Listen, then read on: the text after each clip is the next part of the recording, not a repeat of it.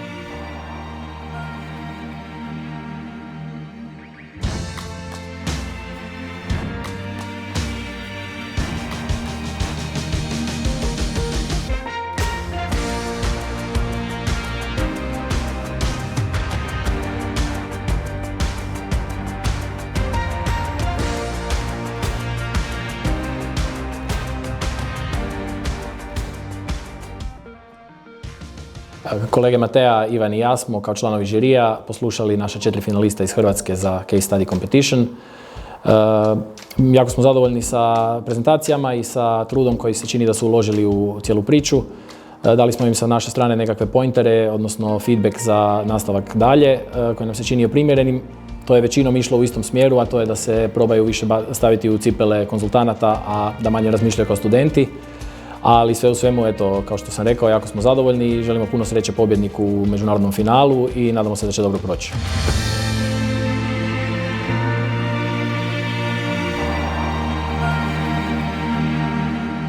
Kolega Lukas i ja smo se prijavili na PwC Case Study Challenge kako bi proširili naša teoretska znanja koja smo stekli na fakultetu i pokazali naša kreativna rješenja za ovaj case study.